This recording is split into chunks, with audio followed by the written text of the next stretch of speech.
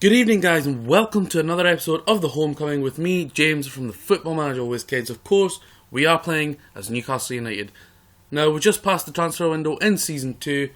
I'll show you the updates of the games we've played, how the table sits.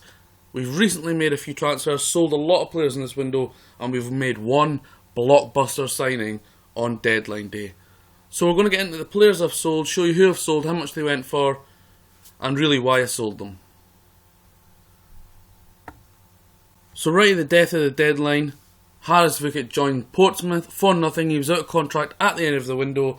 He's a decent player on FM, but I didn't really want to offer him a new contract on more than the £15,000 wages he was on, because he's not really going to be a first team figure for me. So he did leave to join Portsmouth for free, but I have a 50% sell on clause for when he moves on to bigger and better things. Bit of a surprise sale, CM de Jong back to Ajax. I have replaced him, I'll show you that in a few moments.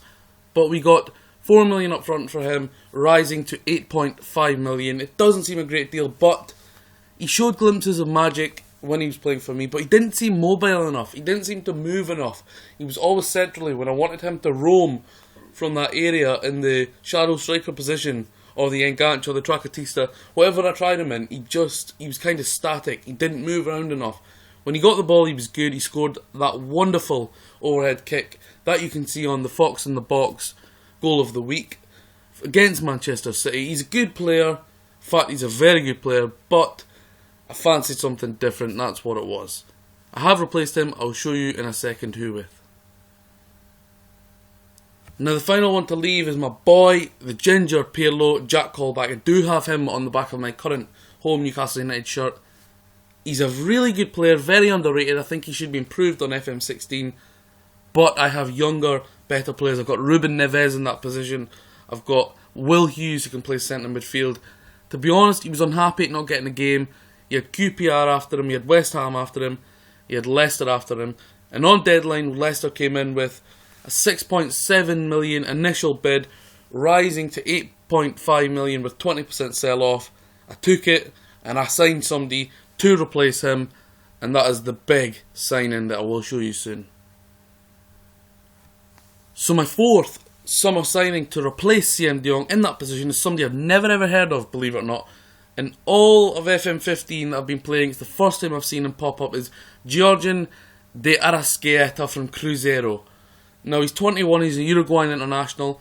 I bought him for around 4 to 5 million and he valued at 8.5 million when I signed him. And on his debut, he got me a goal, he got an assist, he came off injured, he got an 8.30 average in that one game that he has played. And I'm going to show you the goal that he scored, which hopefully will bring a lot more of that, because it was a top piece of play. So here is the goal. Moussa Sissoko out wide, he brings it in to Will Hughes, who passes the Chancellor Mbemba back to Will Hughes, to Diaz Saraqueta, and bullets it into the top corner. Hopefully we'll see a lot more of that coming in the future. And the final signing on deadline day that cost me about £13 million, I've went all out. It's Yuri Tielemans, of course, the Belgian wonder kid, who's racked up a fantastic amount of games for Anderlecht in real life and is sure to go on to become a pivotal part of the Belgian national team. A quality player on Football Manager, all round he looks an absolute boss.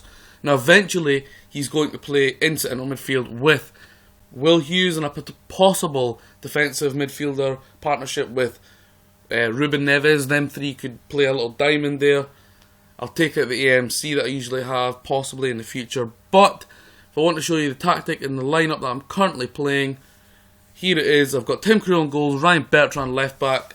I've got Antonio Rudiger at centre back, but he's currently suspended, so Colaccini plays there. Rudiger's got 17 pace, so I need to use that and don't get exploited at the back. Chancellor Mbemba centre back, Daruyama right back. Going to make his debut at centre midfield in the deep line playmaker role is Yuri Tielemans.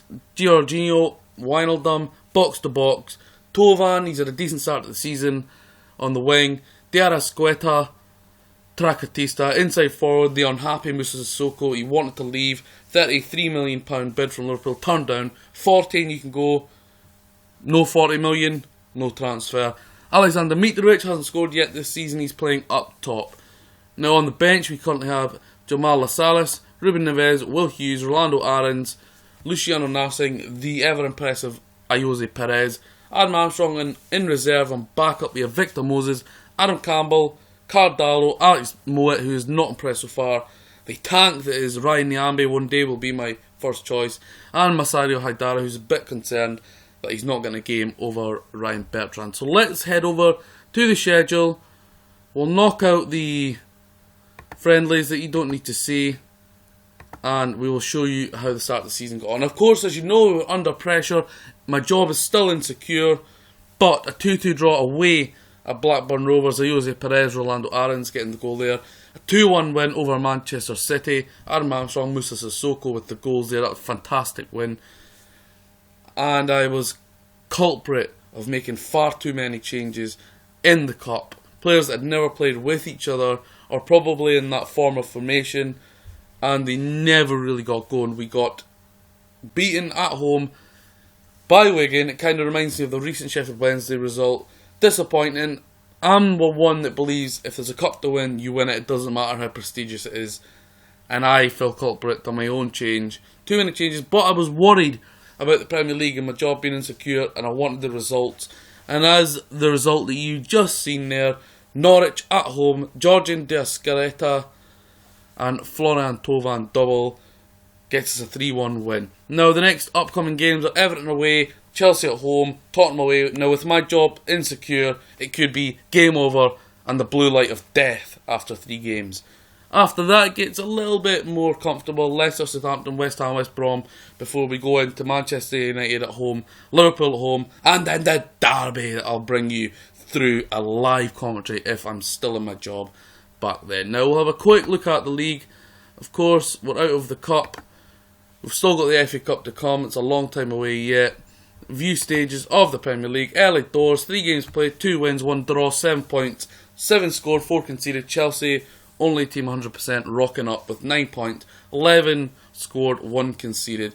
At the bottom, without a point yet, it's West Brom and the promoted Hull. And as you see, Fulham also got promoted back to the Premiership, and as did Blackburn Rovers. So early doors, 3 games in, a small update of the transfer window, of the opening 3 games. I'm still under pressure, I'm still insecure, but we are Newcastle United and we will fight on. Thanks for checking that out. This is the next episode of The Homecoming, and I'll be back again soon with Rangers Reborn also. Thank you, take care, and goodbye.